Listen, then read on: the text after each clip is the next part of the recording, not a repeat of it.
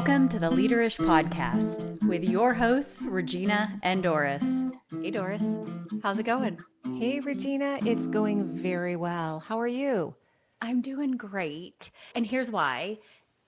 Last week, not this week, last week, you and I went to a networking event. A dear friend of ours, Amy, puts on this women's networking event every other month. You and I went, of course, we had a great time. And we met some amazing women at this, but the one that I am most excited about, I think, is our guest today, and it's Mm-hmm. Heidi Siefkas. And Heidi is an author and a storyteller and just has the most amazing story to share with us as leaders to help us grow and learn. Heidi, you want to introduce yourself? Hi, it's a pleasure to be here. My name is Heidi Siefkas, and I am an author of 4 nonfiction books. The first 3 were about my backstory, but I've leveled up on my 4th book, Lookup, Global Stories of Resilience, by telling almost 30 individuals real life shiro, hero, and badass stories of overcoming obstacles and thriving in spite of them. I'm also a TEDx speaker and an adventurer. Oh, an adventurer. I love this thought of adventuring.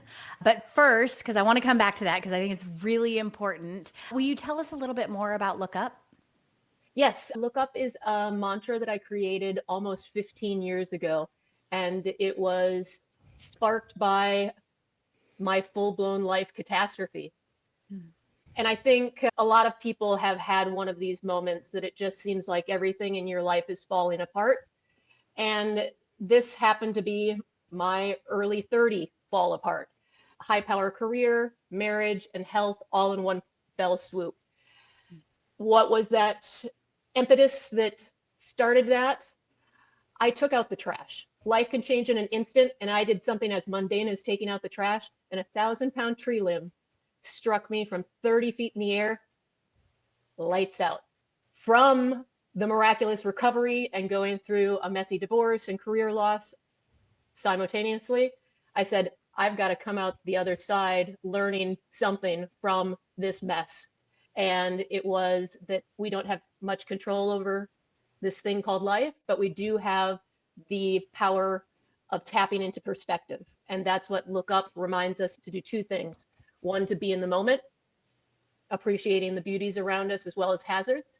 And then 2, to find the upside in any situation that you find yourself in, whether that's Nashville traffic, an annoying TSA line at whatever airport you're at, or your boss's reaction to your last project.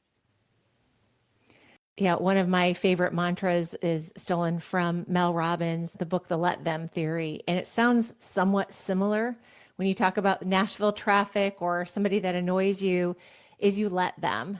And I think very similarly, you can say, look up and finding the positive in it. So you allow that thing, whatever it is, that negative moment, whether it's as big as a limb falling on you, a divorce, other relationship challenges, that allow those challenges to happen because you have no control over them. And that's what the let them theory is all about, is you don't have control over life and the things that happen to you. What you do have control over is how you react and how you behave after that happens. And look up is a great mantra to have, is to think about that. And looking up is a very positive mantra as you think about it. And I think it's just wonderful. And it sounds amazing that you've been able to use the last, I think you said 10, 15 years of your life looking up and being able to look at these challenges right in the face and say, yeah, you're not going to get me today. I'm going to continue to be positive and I'm going to plow through.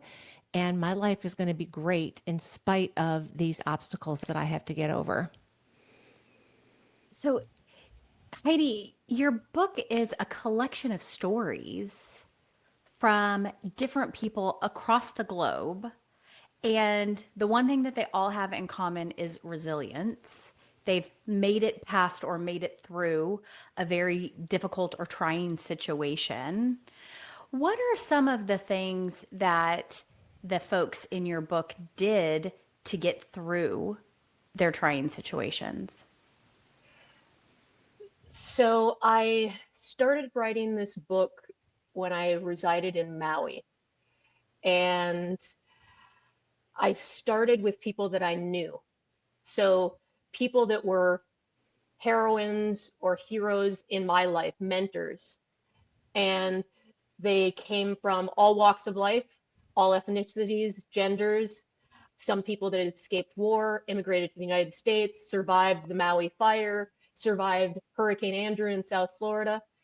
And even though they may speak different languages, they may have different religions, the one thing that was the common thread was a connection to look up, that they tapped into that power of perspective, of finding the silver lining or making margaritas out of the lemons that life gave you. That stuff is what was the glue that made this work. It's really remarkable how common all of us human beings are. A lot of times we look at how different people are, but the ability to tap into this inner strength was highlighted in each and every one of these stories. And when I got about halfway through the book, I was 15 chapters in, I had another lookup reminder, and it forced me to pause for a year in writing the book. My life partner of 12 years died in a plane crash off the coast of Maui. And the furthest thing from my mind was writing a book. I had to recreate a life after dealing with that tremendous grief. And I moved to Nashville and this creative mecca to kickstart not only the book, but my life. And from that restart here in Nashville, I was able to complete the collection. And it's as if I came back with more grit from that experience to find the stories that would complete in the just the perfect combination, so that this isn't a chicken soup for the soul for cancer survivors. It's a chicken soup for the soul for everybody, and it's bigger than the book. It is actually a life tool, a movement. I'm sure you can't pick a favorite because probably if you have 30 stories, you have 30 favorites. But if you could maybe share one or two of the ones that maybe resonated the most with you. Prior to launching the book, I had a sneak preview and I picked 3 chapters. And the reason why I picked those 3 chapters was because they had something to do with the book and the author. So I started the book in Maui. So I had to start the book off with the Maui fire, which just had its 3rd year anniversary. And the story that Pamela Reeder shared with me is just powerful, of escaping an apocalyptic fire and choosing to rebuild not only her home, but the community there. Then from that tremendous story, I flipped switches to my childhood. My family sponsored a Hmong family to come to the United States and escape their refugee camp in Thailand after fleeing their native country of Laos. And so this is a story of an immigrant's family moving from Asia to rural Wisconsin and starting life up again as adults. And then I ended that sneak preview with a story here in Nashville, which basically talks about where I am today and where I eventually completed the book. And I lived in downtown Nashville next to the Nashville Rescue Mission. And I knocked on their door and said, I think there's probably a story here that can inspire others. I'm creating this collection. Do you know anyone that would do me the honor of sharing their story of overcoming homelessness with me and then the readers of the book? And Crystal Knight, a woman who overcame homelessness, drug addiction, alcoholism. She went through the Nashville Rescue Missions program and is now clean, married, and a supervisor at the Nashville Rescue Mission, helping others do the same thing that she did to her own life. So if that gives you kind of soup to nuts of how this could inspire you or someone you know who's going through a trying time, or maybe somebody that is supporting someone who's going through a trying time, this book is going to make you feel all the feels. I love it.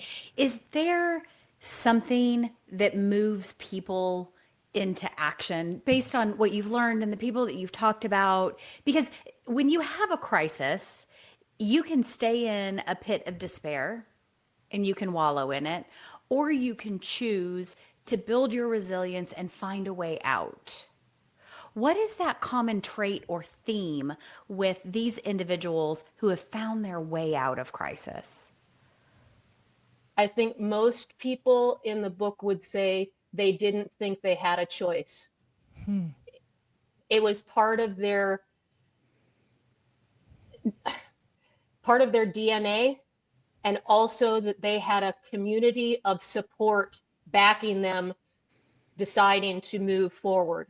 It doesn't mean that you can't learn resilience, because you can. There's, I think, two ways that you can.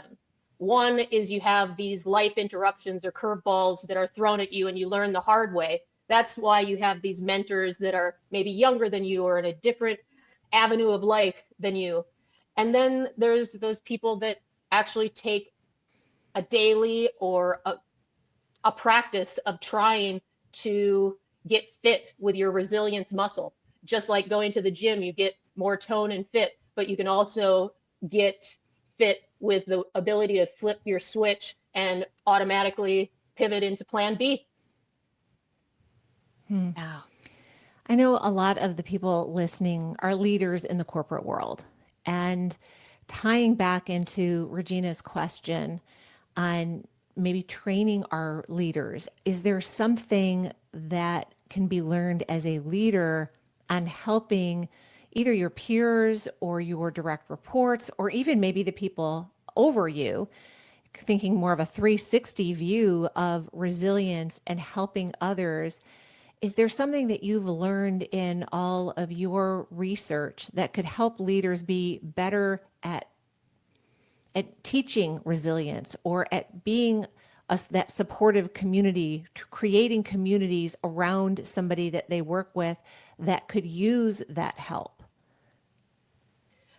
I think having a community that embraces the new normal or the plan B, instead of automatically self-correcting to return to what normal used to be, is step one. And maybe we don't talk about solely leadership within the building or in the organization, and allow or foster opportunities for people to do challenging things that don't necessarily fall within their job scope, but that you can easily transfer the lessons that you learn from hiking a very strenuous trail, or learning a new sport like stand-up paddleboarding and being solely focused on staying on that board. Or let's face it, going on a first date is tremendously stressful, and making it through maybe your first 10 Bumble dates, that's also an adventure and a way to get over some fear in a way that isn't at the boardroom, that you can then transfer to the next time that you're giving a powerful presentation, but you're scared because of the impacts that it will have on perhaps your team and perhaps profits and the stock market. Okay, so here's what I heard. You don't necessarily have to build resilience through crisis. You can build resilience every day by trying new things and taking even small risks, like going on a date. Wow. Absolutely. I hadn't thought about it that way. Thank you. Well, and when you said the first 10 Bumble dates, I thought even in the corporate world, the first 10 business days that one of your new employees is there, and helping them feel comfortable in their new role and using your skills as a leader to make them feel resilient. Because when you come into a new workplace, you're nervous, you're not sure exactly what you're supposed to do. Even if they have a good training program, you need someone to really help you through that point where you don't feel very resilient. Those first maybe 10 days, could be first month, but you need a strong leader to help build that resilience to get you through that first month, first 3 months until you're really comfortable and you're resilient on your own. I think that it's very important for the example that you stated, but almost maybe take a step back to in the hiring process. Mm-hmm. Talent is what you put in the job description, what you want to check the boxes. But don't forget to ask some questions about how gritty is this person? Are they going to give up at the first challenging quarter that we get? Or do they have the skill set to pivot this campaign? Do they have the resilience to recover from, let's say, a year that we don't give bonuses or put in X, Y, and Z? So I think leaders and HR departments need to factor in resilience as well as the CV. Yeah, I love that. And that's a really great pivot is in the hiring process. And those are great questions to ask. And I know that a lot of interviews are using behavior-based questions, but some of those behavior-based questions can come out of left field and seem a little odd. I think you just created probably 3 or 4 behavior-based questions that are great questions. And I think if someone asked me, so we normally give bonuses. Every March we give bonuses and it's 20% of your salary. But let's say we have a bad year. How are you going to manage that? And just see what, even their body language, their tone, as they're thinking through how to answer that question, you will probably see some resilience or lack thereof as they are considering the answer that they want to give in this interview. I love that. Yeah, me too. I do want to switch gears just a little bit because Heidi, you are a self-proclaimed storyteller and your TEDx talk is awesome. And I loved how you told that story. It was just so impactful and so beautiful and had its twists and turns. And I'm wondering, as an expert in storytelling, what tips could you share with our listeners around storytelling and how to enable resilience within your team? Storytelling needs the human element to it, the connection that you establish from the get-go. In my TEDx talk, I used technology and basically that this is our pacifier in life. And what happens when this doesn't work? We have a little mini meltdown. We turn it off and we turn it back on, and most likely that has solved the technology glitches. But I use that as an analogy to humans because we sometimes keep on piling stuff on us until we end up with a unfavorable diagnosis at the doctor, or we get served divorce papers, or we get a pink slip. And we could have dealt with that much earlier on, but we keep on pressing pause on our own life updates. As far as storytelling tips, there needs to be an emotional connection, a beginning, middle, and end. Tell them what you're going to tell them, then tell them, then tell them what you told them. And I try to leave people with a call to action because I am a marketer. And the call to action in my TEDx talk was, what's your next adventure? So that they were taking the bull by the horns and going to do a life change of their own or their own self without letting it happen to them. And then the second question was about resilience. Could you remind me what part of resilience you wanted to talk about? So what I'm hearing you say is you make a personal connection within your stories that you share as a leader, and that was to help build resilience. But I think the other thing that I was thinking as you were talking was that you do have to be vulnerable in your storytelling. They have to be real. Your stories that you share with your team, your peers, your leaders to help them build that resilience has to be your real stories. And you have to open up in order to do that. And there needs to be a level of trust in order to get there with your teams to leverage storytelling to build resilience. And I think when it's a true story, that's something about being comfortable enough to be vulnerable. Yeah. And Mm-hmm. that was really one of the sparks of this book, is when I shared my personal stories in my books as well as the TEDx talk. People came out of the woodwork sharing their stories of really traumatic experiences, challenges that I couldn't ever imagine. And it was me basically, I tell people writing a memoir is like getting naked in front of someone you don't know in Alaska. Oh boy. It could be a whole book club in Alaska that you're getting naked in front of, what writing a memoir is. And I found out that I couldn't please everyone, whether they were included in the book or not in the book. So I just had to just take the gloves off and be proud of what I put out there to the world. It was really interesting. Some people didn't like the way they were portrayed in the book, or people were like, am I not important enough to be in the book? So anyway, just a little heads up for anyone who's thinking about writing their personal story in a nonfiction book. I think that's probably the reason why many prefer to do fiction. But but beware, there's a lot of truth behind those fiction novels. Oh, yeah. Yes. That's right.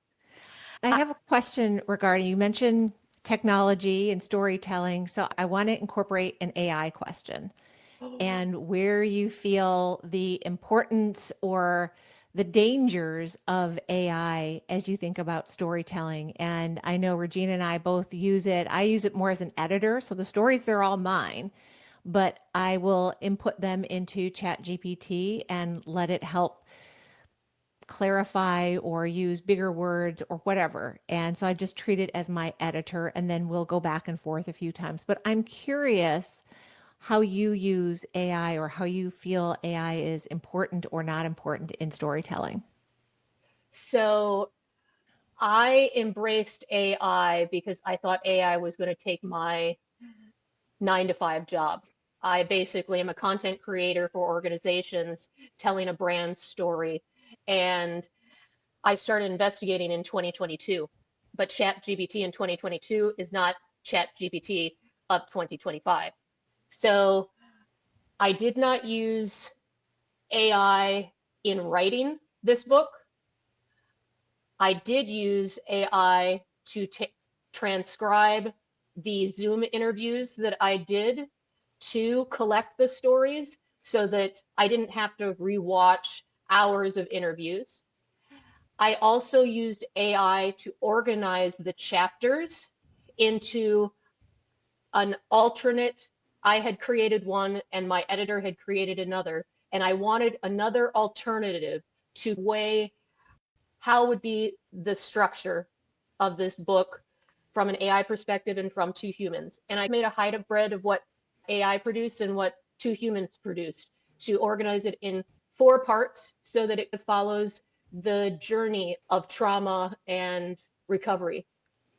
I did use AI in creating the audio version of the book because how could I do 30 plus voices? So I used AI to take off my plate, 1, studio time, 2, the need to pay 30 voiceover artists time. So I really embrace it for time saving. Also, I'm not a one-woman show because I have someone who helps me with web development, cover design, that kind of stuff, but I have now the ability to add a lot of other hats with AI enhanced tools. So I'm a fan, but I still think that human stories are better than what AI can produce solely on its own. And there needs to be the editor in chief or editors in chief that really go through there with a fine tooth comb and give it that personal connection and the choice of the right word. There's still nothing like the Heidiisms that I throw into the chapters, people would know it was AI produced if there wasn't something like that. Like, who says I was fueled on caffeine until it's appropriate to drink wine? That's something that I would say, but AI would not say that. They would say she drank coffee all day and then maybe had a wine with dinner. I love it. So you do use a little bit of AI. So you're obviously a supporter of AI. I think most of us in the workplace now are using AI in some form or fashion. Who knew that this conversation would move into AI? But here's the thing that I think we all three agree on. AI doesn't replace our humanness. We can use AI, but it can't replace us as humans or the humans that work with us. It can give us ideas. It can brainstorm with us. It can be our editor. It can even do some voiceover work, but it can't actually do the work that humans do. I love it. And it doesn't have the experiences. It didn't climb the mountain. It didn't That's learn how right. to paddleboard. It didn't learn how to play pickleball. It Yeah, can't sometimes I do think all it of those thinks it experiences. did. Yes. Sometimes, yes.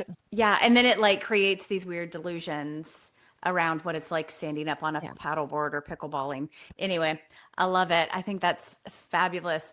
I do have kind of one final question as we wrap up.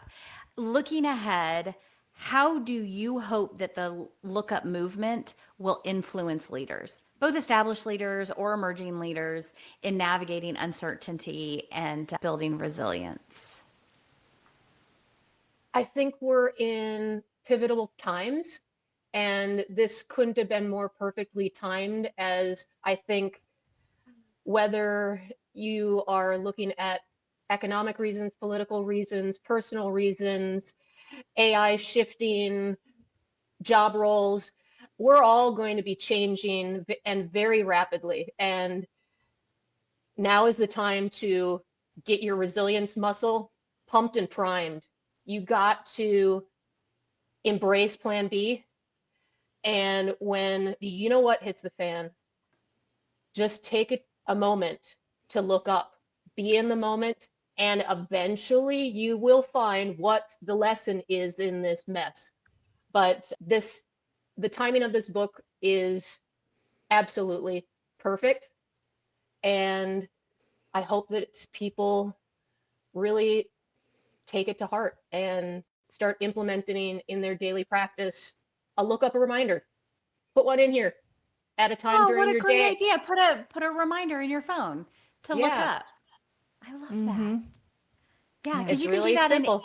any time and just take a moment to be completely present Mm-hmm. and figure out how you're going to take that next step forward. Because isn't that what resilience is? It is Yes. the next Mm-hmm. step forward. Absolutely. I know a lot of people, they set a timer for 11:11 every day and pause. And that might be where they add the lookup part of it. I love that. Mm, Mine's set at love it. 11, so maybe I'll shift it to 11:11. So there's more good vibes going on all at the same time. I That's right. love it. That's right. I love it. All right. Well, that is about all the time that we have for today. Heidi, thank you. Thank you for joining us. Thank you for chatting with us. What a lovely conversation that we had. And if you want to reach out to Heidi, all of her information is going to be in the show notes. So you'll find links to her book, to her TEDx talk, and a way that you can reach out personally to Heidi if you're interested in having her be a speaker within your organization or do some other work with her. You can also follow us on this journey. You can find us at Leaderish Podcast on Instagram. Of course, we have our brand new YouTube channel. So if you are listening to this on your phone, you can check out that YouTube channel at Leaderish Podcast, and you'll see all of our last probably 10 episodes on video, but every single episode that we've ever created for Leaderish is also in audio form on YouTube as well. And we'd love to have a 5-star review. If you're on YouTube, give us that like, that little thumbs up, give us a subscribe, leave a comment. That really helps out the algorithm so more people can see us. If you're listening on an audio platform, we love those 5-star reviews and again, love those comments. So we'd be really grateful if you would support us in that way. And if you're interested in being a guest and you have an engaging topic, reach out to us at leaderishpodcast@gmail.com with your desired topic and some information on how we can stalk you, and we'll follow up. All right, ladies ladies, that's about it for us today. Cheers. Cheers.